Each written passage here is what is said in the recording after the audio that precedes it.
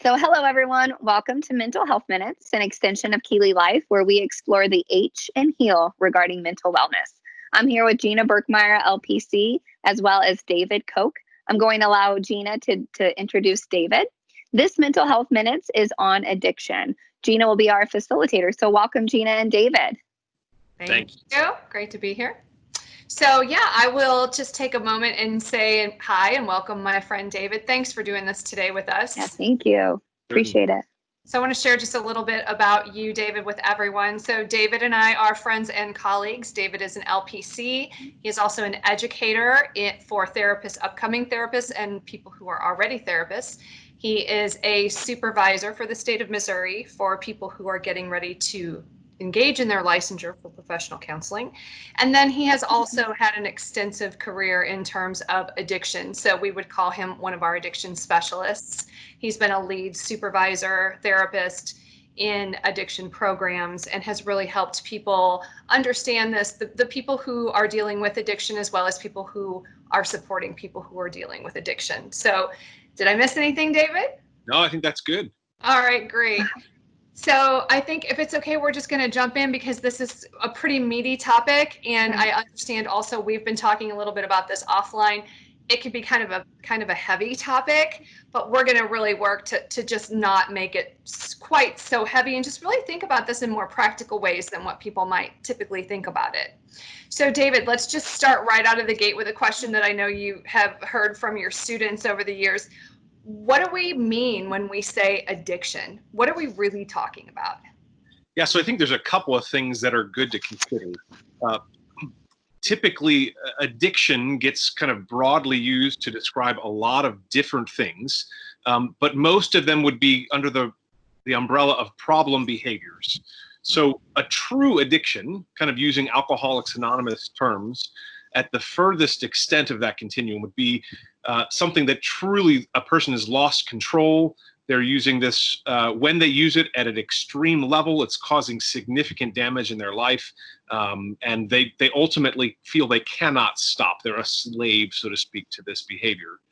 But less further down that continuum, you could say a problem behavior. So in AA, they'll often talk about problem drinkers or heavy drinkers, binge drinkers. The vast number of people that get sent to treatment for an alcohol problem actually are not alcoholics.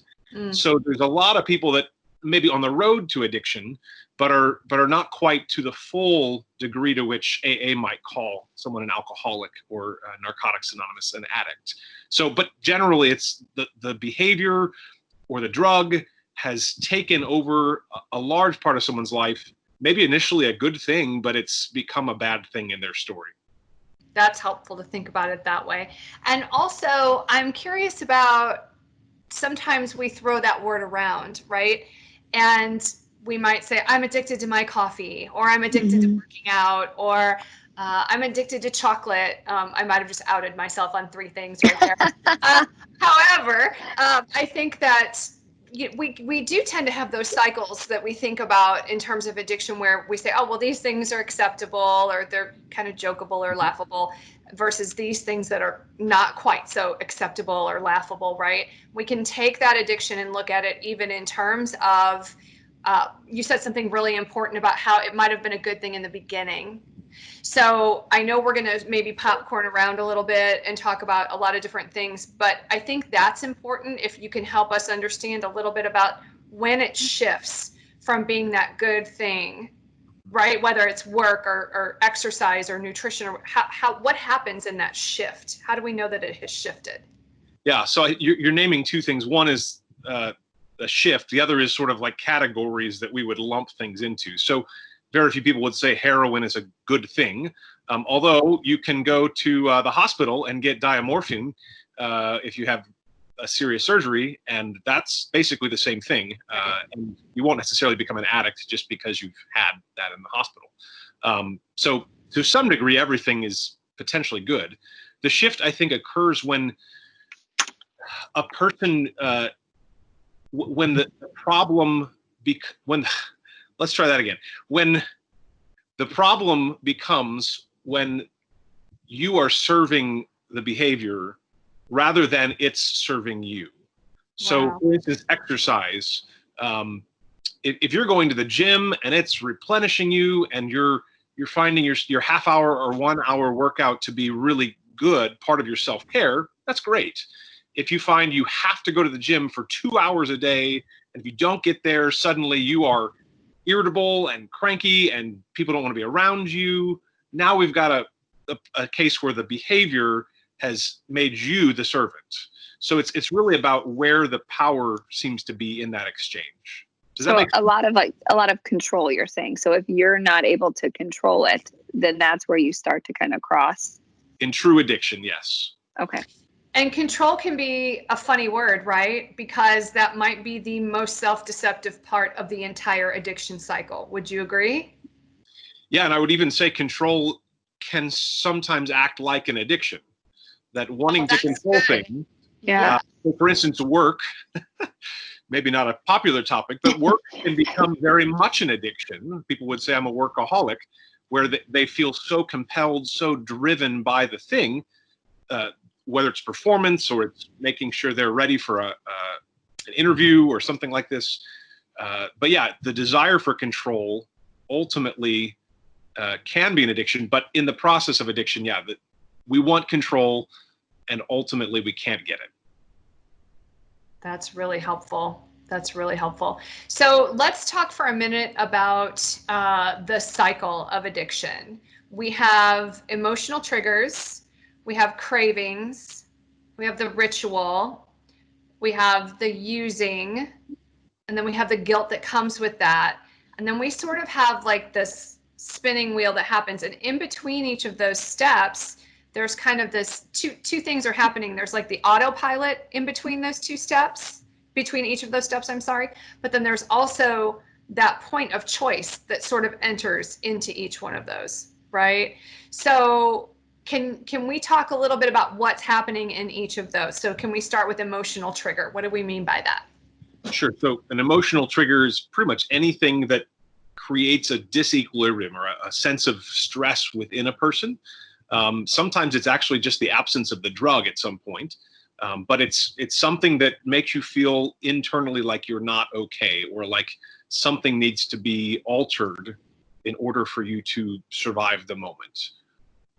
Okay. So are other things possible emotion triggers, like can we create our own emotional triggers as an excuse to use? Is that fair to say? I mean, I think we can talk ourselves into it. We can set ourselves up. One that's common in my story is deprivation. So I will sometimes work so hard and not take breaks, and then I get to the end of the day, and I've been so depleted by my choices that I'm actually now in a position of vulnerability and will be triggered to one of my, and I am an addict, so one of my addictive behaviors. In AA, they will often talk about HALT, which is hungry, angry, lonely, and tired. So those are just, again, states of depletion where we are just empty or under some kind of stress that really is lasting longer than a moment. And so yes, you can, if you don't eat, you're going to get hungry. If you don't sleep, you're going to get tired. So yeah, we can set ourselves up for this, and sometimes even just talking ourselves into it as well. Yeah, Do you need self-awareness in order for you to start to heal the addiction? I probably just an acceptance. Okay. Of what, so I guess you could call that self-awareness. A lot of times, though, initially people don't feel like it's self-awareness. It's more of almost resigning yourself to the feedback of other people, whether it's your doctor or people in your family. Sometimes other people see the problem much clearer than the person who has it. Actually, that's almost always the case. right. Until several times down that path, then there does become an increasing awareness of the problem. So it's helpful to go further into treatment or into dealing with it. But the initial stages, I would actually say it's just helpful to listen to the people around you who care about you. That's Great. good. And then, so the next piece of that, so we go from emotional trigger to craving. So what are some of the thoughts that come with the craving piece? Yeah, I mean, craving is essentially just a preoccupation with the thing you think will take you out of where you are.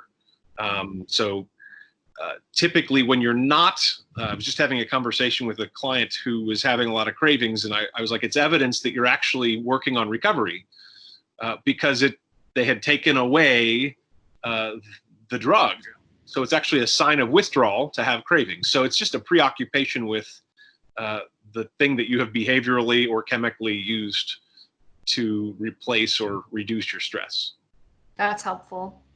And then the next step in the cycle is ritual. What do we say when we mean ritual? Yeah, so oftentimes it's all the things, the packaging, if you will, that goes along with your behavior. So in the case of alcohol, it's the bottles.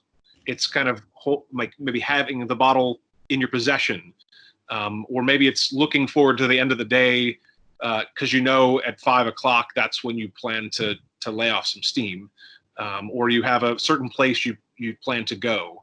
And in fact, some of those rituals can actually become part of and actually are almost their own addiction in a sense. Right. Heroin addicts that comes with it, right? Say again? That there's a heightening that comes with the ritual. It actually increases the hit of dopamine that our brain gets when we engage in the actual culmination of the behavior, right? Exactly. They've studied heroin addicts, and actually just with pulling blood into a syringe can give them a dopamine hit, even if there's no heroin to be delivered by the syringe. Wow, that's fascinating. And I think when I hear you say that, I also think about gambling and why that is one of the most difficult things to break in gambling, because there's that intermittent reinforcer, but there's that constant building within the ritual of the gambling. Yep. Yeah. Would you say just even the senses and smells that are associated with the behavior? Is that what you're saying? Mm-hmm. Okay. Yes.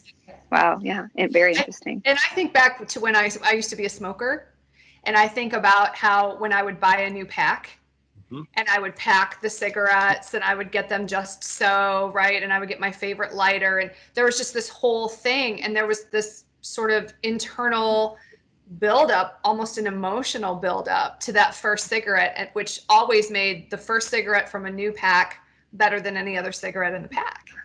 So I think when I think about that, when you go through some of that ritual stuff, yeah. And there's a lot of industries have intentionally made this part of their hook. So casinos are filled with noise and bright light. And many casinos will highly oxygenate the air.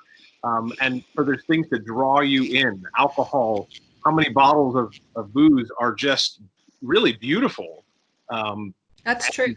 And they look beautiful as they're poured. And like all of these are designed to kind of catch us in a really significant way. Shame on them. Interesting. True. Yes. Agreed. And then the next phase in the stage we have is the actual using itself, which is it kind of speaks for itself. That's actually engaging in the behavior. But then after that comes the guilt. And so we can talk about the guilt, and then maybe we could talk about how the guilt can even become an emotional trigger to use again. Yeah. Can you speak on that? Yeah. So it's maybe even, I don't know, you could probably speak in hyperbole and say it's the most impactful of the process, but the resulting sense of guilt, and I would add to that a sense of shame, that ultimately sets someone up to do several things that are in the addictive cycle really, really powerful. One is that there's a sense of isolation that a person will start to get, or they'll withdraw, or they'll change their behaviors just to avoid the eyes of other people. And then there's this sense of disconnection from themselves or from the people around them. And really the best way to treat shame is connection.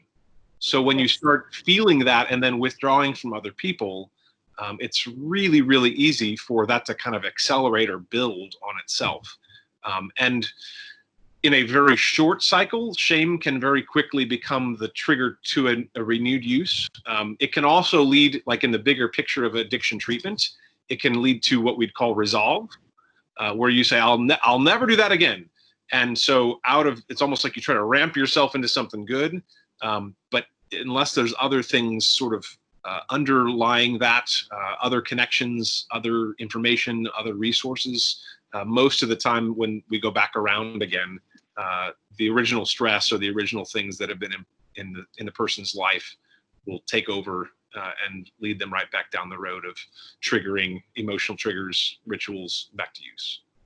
That's helpful. And one thing that I think might be helpful as people are thinking through this, whether it is something as severe and life altering as an alcohol or drug problem, or even when we go into the things, again, which might not be so popular in this venue, but when we talk about workaholism and different things like that, we want to think about pre-existing vulnerabilities too, right? It's that thing where we say, well, this is what happened and that's what made us do the thing.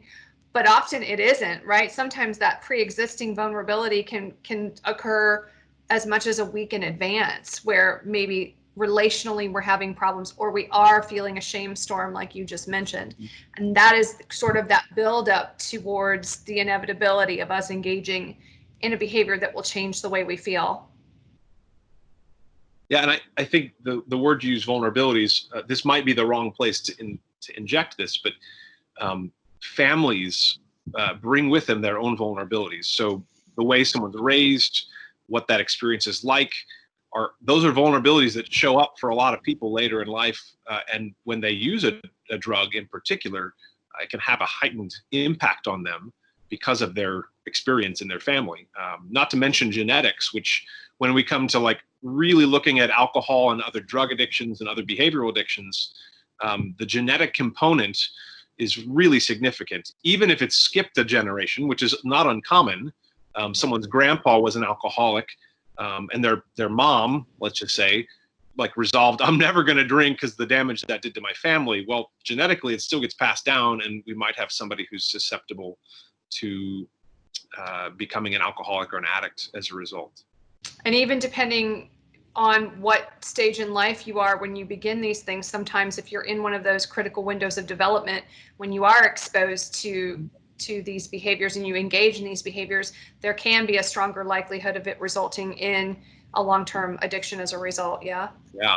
In fact, it's not popular information, but one of the categories that we find, and AA wrote about this 70 years ago, is that middle-aged women are really susceptible, sort of 30 to 50, to becoming alcoholics.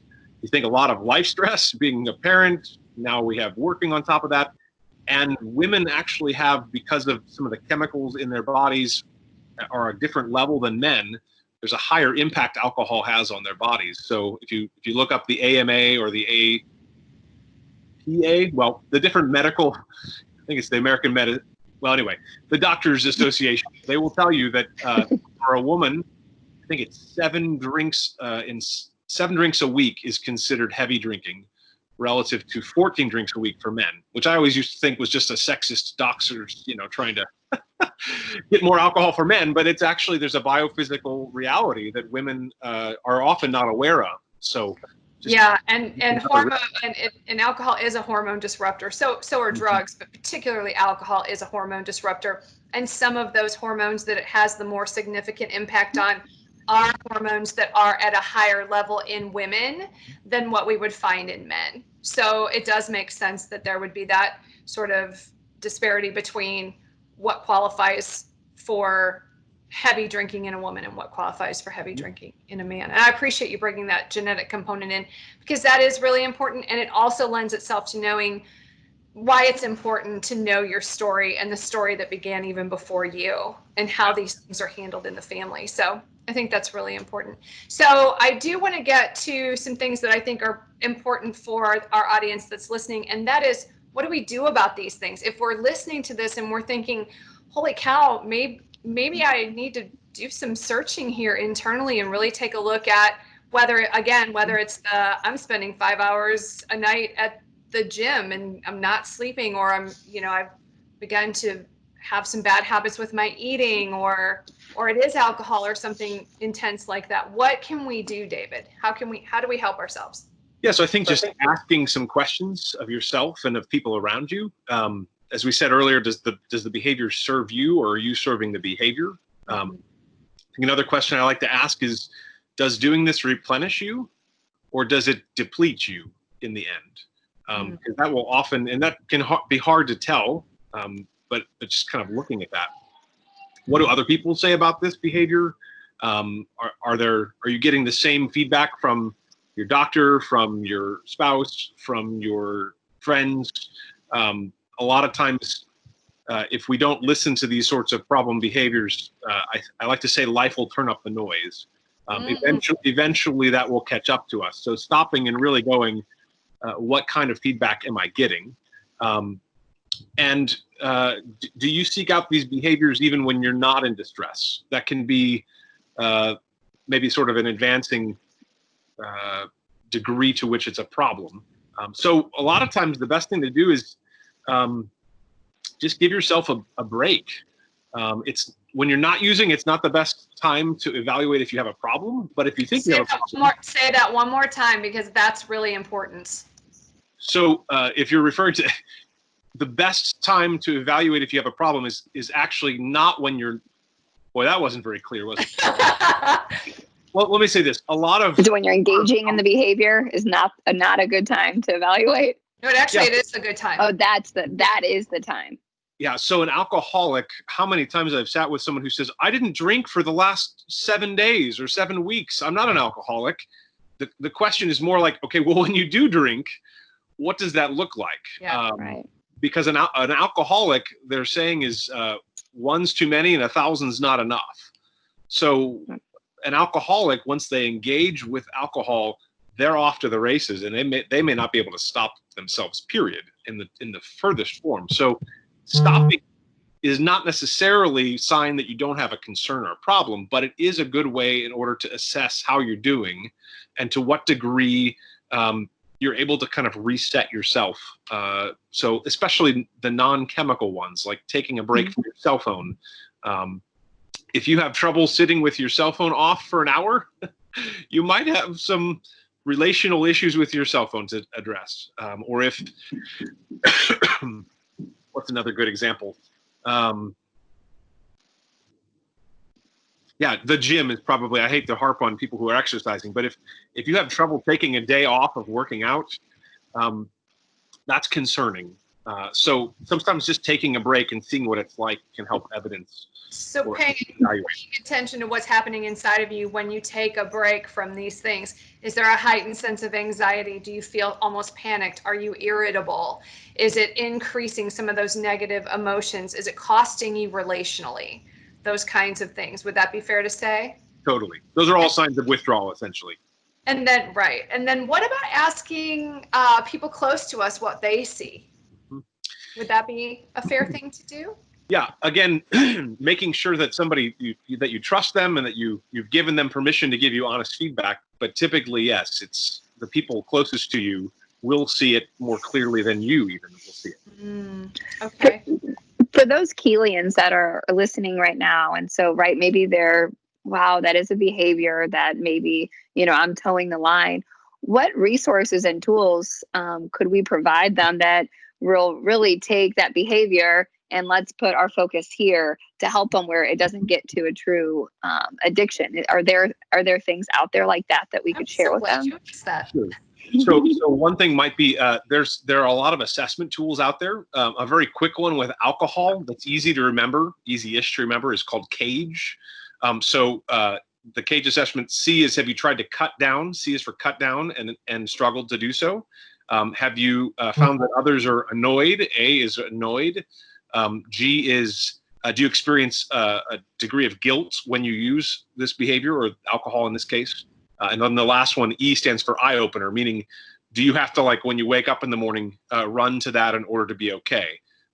So like an example of cell phones, I've gone through periods with when I wake up in the morning, the first thing I do is, well, this is back when we had sports, I'd flip on ESPN to see what were the scores last night. Like it's the first thing I think of in the morning and maybe the last thing I think of at the end of the day. To more of a kind of how to treat it, I think you're asking. I would always start with just telling someone. Find someone you trust and tell them what the struggle is. It is amazing how quickly the problem can lose some of its power when a person just, for lack of a better term, outs themselves. And if you feel like that's not working, I would I would ask someone to typically look for someone who can help them pull these things out of them, as far as like, what are the stressful things? So it could be a therapist, doesn't have to be, but somebody who's maybe been down this road before. It's where AA and some of the community support groups are really, really powerful and helpful, because people have been down this road and they can ask really good questions that help someone to evaluate or look closer at what they're experiencing. And I think it's really helpful when you talk about bringing the community element in. I think we're going to share also a link to The Opposite of Addiction is Connection, which is a very powerful talk. And we're going to share that along with some other resources. But I think that piece of connection is so important, as we talk about a lot, David and I, and in the work we do. That shame is a driver for isolation. And once we're in isolation, it's so much easier to engage in these behaviors. But when we have this community, we have so much more encouragement around us to do something different. That connection can actually replace the addiction. And I just want to real quick, the Rattopia study, right, David? So Rattopia study is a fascinating study where correct me if I get this wrong, David. It's essentially this community of rats, right? Mm-hmm. They have access to two different types of water source. One has cocaine in it, the other one is plain water. And when these rats go into the cocaine water and they tap on that, and that's where they're drawing from, there's this component of isolation that is happening with them. And so they're just that's what they're going to feed whatever's going on inside of them, to change the way they feel. But then when these rats are in community with other rats and they have the choice between the two bottles, and they have their rat friends and they have their rat toys and they have their little rat schools and all that cool stuff they're doing, then they just want the water. They don't want the cocaine water. They will choose to stay away from it because they are in favor of the connection rather than they are in favor of the addictive substance. Yeah. Which I think is fascinating. Yeah, and you make being a rat sound really cool. Well, they're smart. I want to go to a rat school. Rat school, yeah. Sounds like I'd be part of the rat pack maybe. Exactly. Well, Awesome. and I think Gina, what you're emphasizing there is that self-care, which, like many of the addicts I've served, self-care is almost impossible for them to just do on their own, because there's an intrinsic sense that they are not valuable. So that's where a therapist is really helpful, I think, to help rewire some of those lifelong messages that have been there. But if you're able to initiate better self-care, it will almost always decrease your addictive tendencies. That's really good. Thank you. That's really, really good. Well, thanks so much. April, do you have any other questions for David? Oh my gosh, I could go on for a while. I mean, this is such a heavy topic that you guys have made to feel very natural to speak on. So I really do appreciate that. And, it's probably a topic we'd love to have back and further, dive into some other information that could really help, because this has been, it's crazy, right? If you really explore why an addict does what they do, or the behaviors that lead up to it. And if you can even have someone stop for a minute and realize the path they're going down and change, it was well worth a conversation. So I really do appreciate you both being on here. I hope all you Keeley'ns got a takeaway as well. So our next Mental Health Minute will be with a special guest, Christy, regarding mental health for children and adolescents, with Gina on as well. So until next time, stay healthy, Keeley'ns.